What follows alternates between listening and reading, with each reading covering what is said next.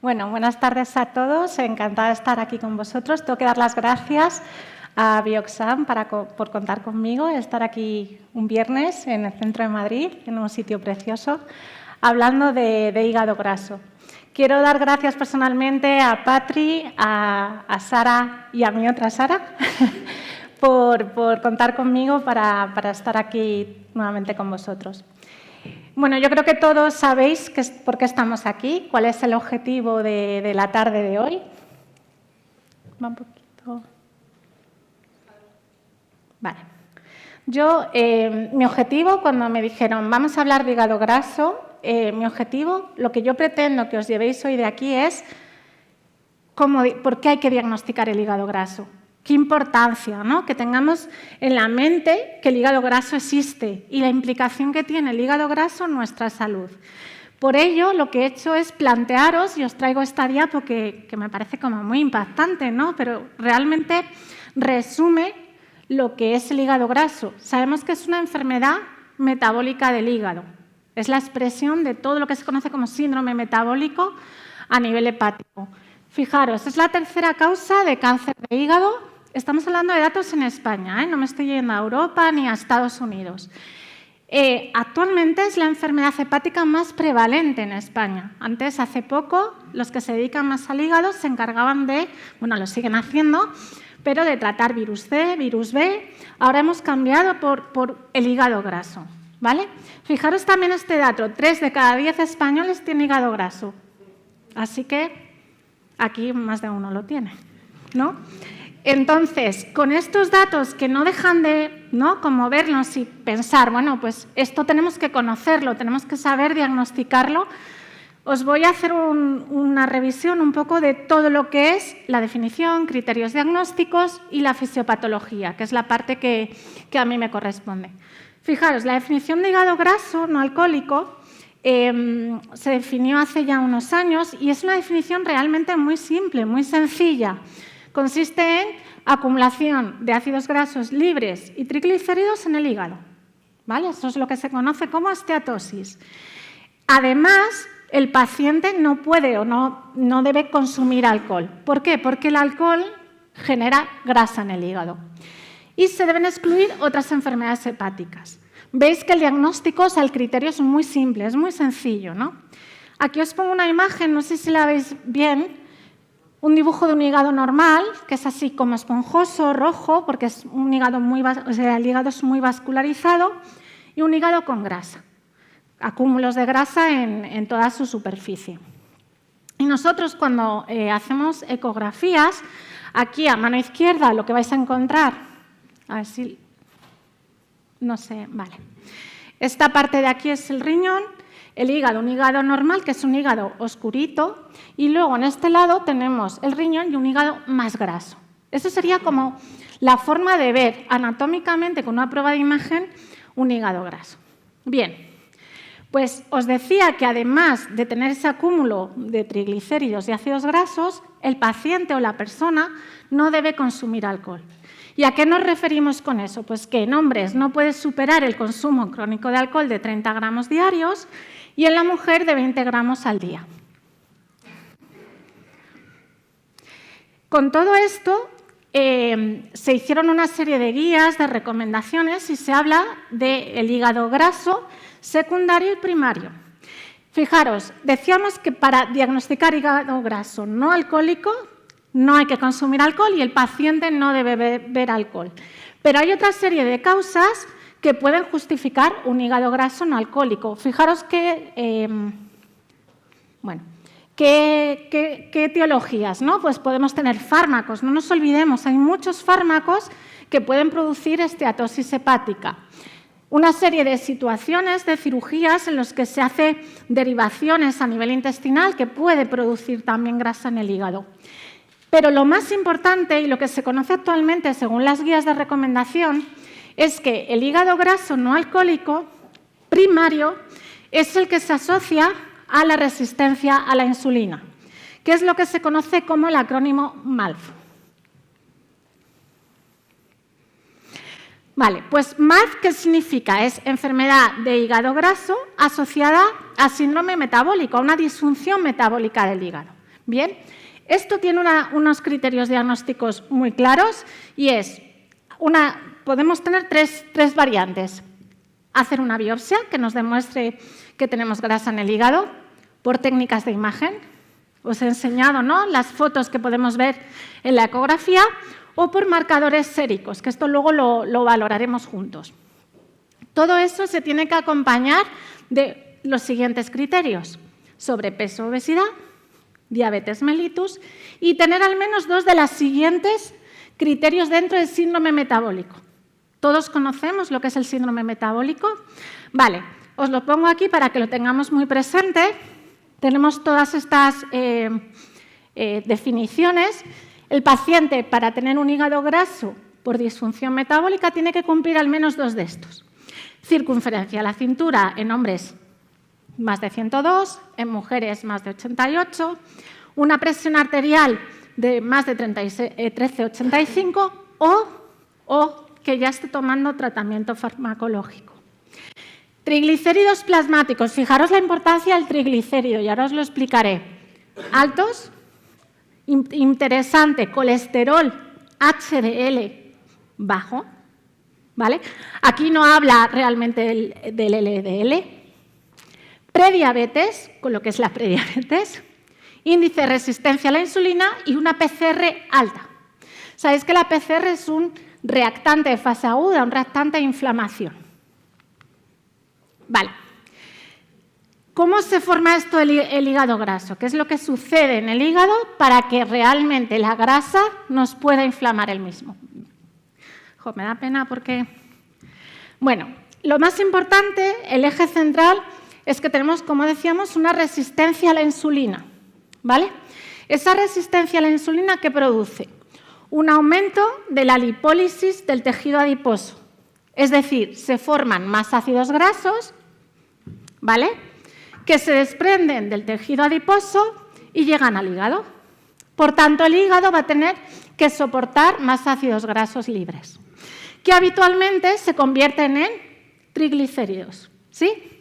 Además, esa resistencia a la insulina produce una serie de cosas, como, si os fijáis aquí, va a inhibir la salida de EVLDL, que es un tipo de colesterol, sobre todo formado por triglicéridos.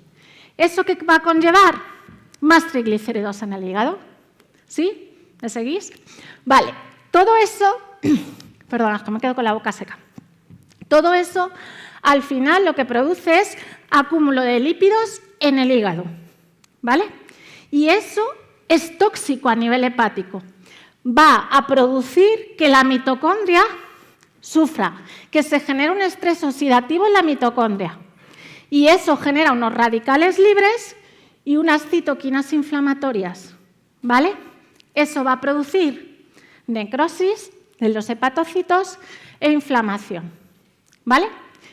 Esta es una de las primeras teorías de las que se hablaba y se sigue manteniendo en el tiempo de cómo se produce esa esteatohepatitis. Pero fijaros qué bonito. ¿Conocéis la microbiota? Sí, ¿no? Vale. Pues, ¿por qué os voy a hablar ahora de la microbiota y del intestino? Pues porque sabemos, hay unos estudios que hablan de cómo desajustes en la microbiota del intestino parece que están implicados en la fisiopatología del hígado graso. ¿Y esto qué es? Aquí veis que hay nombres muy extraños, ¿no? Os resumo. Lo que se ha visto en personas con hígado graso no alcohólico es que hay un aumento de bacterias que son inflamatorias, las enterobacterias, y una disminución de microbiota que es más antiinflamatoria, ¿vale?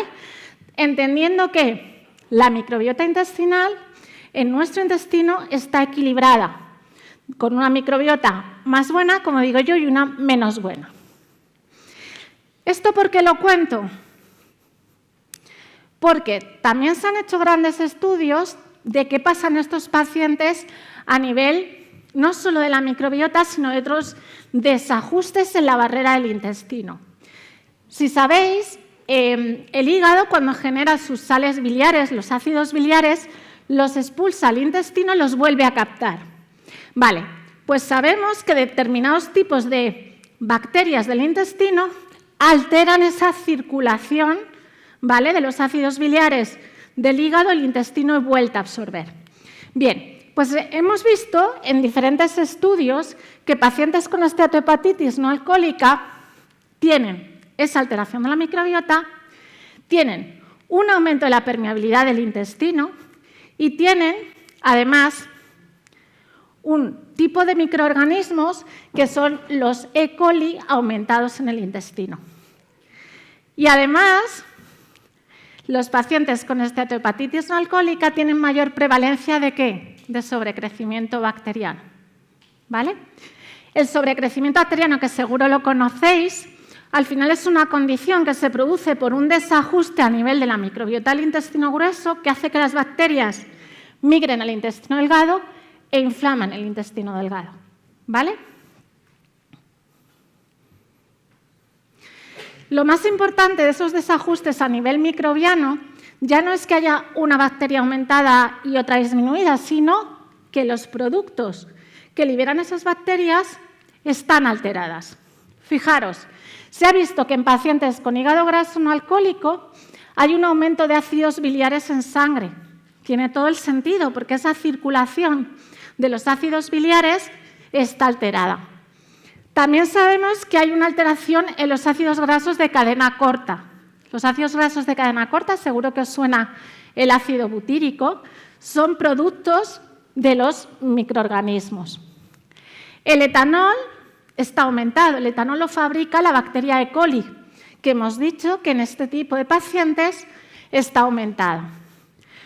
Fijaros, otro metabolito importante es la colina, que la colina, bueno, la generamos cuando comemos, por ejemplo, carne y huevos, y lo que hace, al tener una microbiota alterada, aumenta la colina y encima eso hace que generemos más VLDL y triglicéridos en consecuencia, ¿vale? Y fijaros qué interesante este último punto. Esos desajustes microbianos, que muchos de ellos lo que nos van a conllevar a priori es una alteración en la digestión de ciertos alimentos, entre ellas las proteínas, ese aumento de proteínas va a producir en condiciones normales aminoácidos que se convierten a urea, ¿vale? En el caso de los pacientes con esteatohepatitis, eso no se produce y lo que se produce es mucho amoníaco.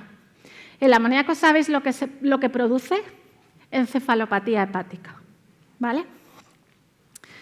Dicho todo esto, también quiero resaltar una parte importante hasta ahora y es la fisiopatología antigua del hígado graso nos convence, está bien, pero están entrando una serie de factores que nos van a aportar, nos van a dar valor para poder darle más opciones de tratamiento a estos pacientes. Pero fijaros en esto.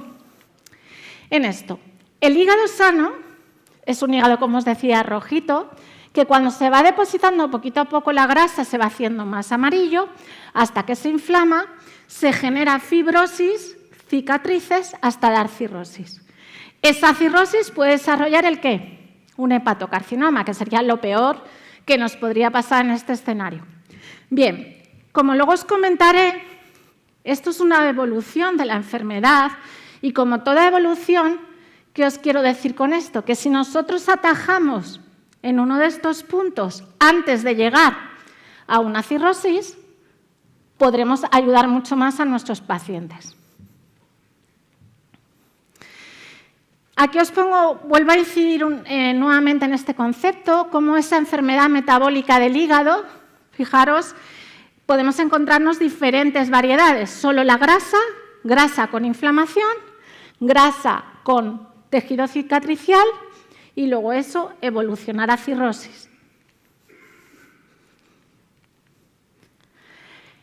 Hay una pega que tiene el hígado graso no alcohólico y es que en la mayoría de las ocasiones la clínica es 0. Nosotros en un porcentaje muy alto de nuestros pacientes detectamos un hígado graso, bien porque se hace una ecografía o porque hacemos una analítica de control, ¿vale? Eso va en nuestra contra, porque si yo lo que quiero es cortar esa cadena de evolución y os estoy contando que no da síntomas, mal lo tenemos. Pero es verdad que luego hay síntomas que tampoco nos ayudan mucho, porque a veces son síntomas de cosas muy variadas a nivel digestivo, dolor en el lado derecho, ictericia, bueno, ahí ya nos dice que hay algo más hepático, cansancio. Por tanto, no hay una clínica muy característica de esta patología. Vale, mismo dibujo de antes. ¿Dónde nosotros podemos hacer algo antes de llegar aquí? Diagnostiquemos a nuestros pacientes antes de llegar aquí. Porque a partir de aquí, no solo no vamos a poder volver atrás, sino que pueden aparecer complicaciones. ¿Vale? Y además, un poco para motivaros a diagnosticar a estos pacientes es que el hígado graso no alcohólico está relacionado con un montón de patologías. Enfermedades cardiovasculares, diabetes, síndrome de ovario poliquístico. Fijaros, hay más prevalencia de esta entidad en cáncer de colon y cáncer de mama, ¿vale? Y una cosa que es muy curiosa, pacientes con psoriasis tienen más prevalencia de hígado graso no alcohólico. ¿Por qué? Porque comparten una vía fisiopatológica similar y es la formación de esas citoquinas inflamatorias, ¿vale? Ya creo que de aquí sabéis que tenemos que diagnosticar a nuestros pacientes. ¿Cómo lo vamos a hacer? Tenemos diferentes cosas. Tenemos, por un lado, marcadores séricos, lo más frecuente que son las transaminasas. Habitualmente lo que vamos a encontrar en nuestro paciente es un aumento de GOT, GPT y gamma-GT. ¿Siempre predomina? Siempre no. Suele predominar más la GPT sobre la GOT, porque pensar que lo que estamos viendo es síndrome metabólico llevado al hígado. Hay una inflamación del hígado. Pruebas de imagen, que ahora os explicaré, y una biopsia hepática. No a todo paciente con esta enfermedad va a ir a una biopsia hepática, pero si sospechamos una inflamación con una fibrosis, tendremos que hacer biopsia hepática. Vamos con los índices bioquímicos. Antes de nada, comentaros que lo primero que vamos a hacer es una analítica con transaminasas, ¿vale? Pero cada vez, como esta enfermedad tiene una prevalencia cada vez mayor, se han ideado índices que, si os fijáis, lo que hacen es englobar diferentes marcadores, ¿vale? Entonces, ahí no sale la animación. Bueno, ahora sí. No.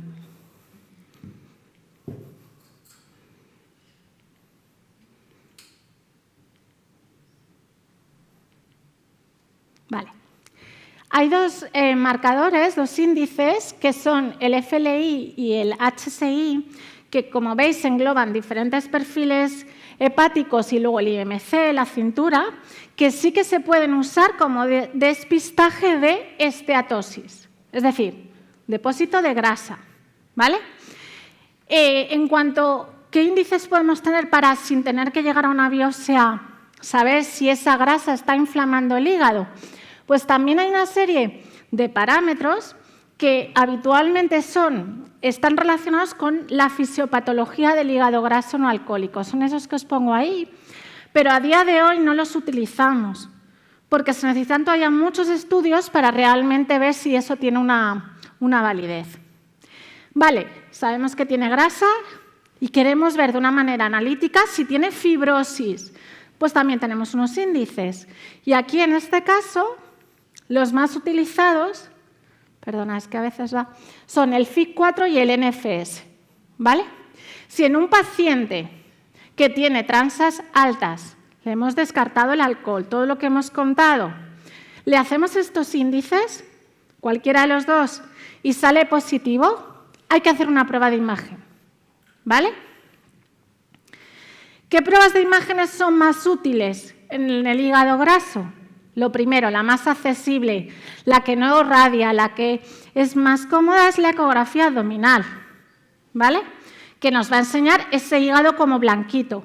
¿Problema que tiene la ecografía abdominal? Que como son pacientes que suelen tener sobrepeso, a veces no es fácil llegar al hígado por el panículo adiposo, ¿vale? pero es la prueba que en general es de inicio para un diagnóstico de esteatosis.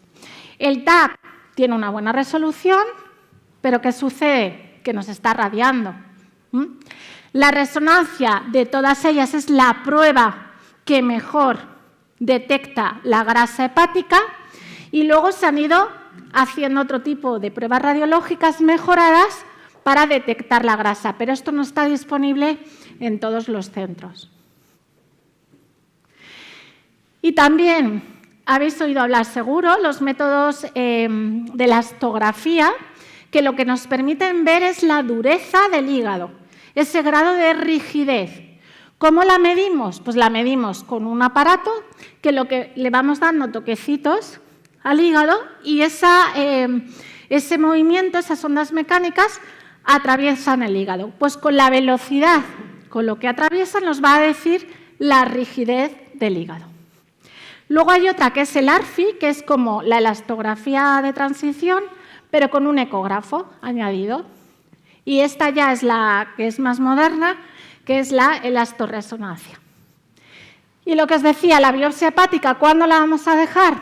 Pues cuando realmente sospechemos que tenemos una esteatohepatitis con factores de riesgo. Os quiero dejar como un algoritmo diagnóstico sencillo, ¿vale?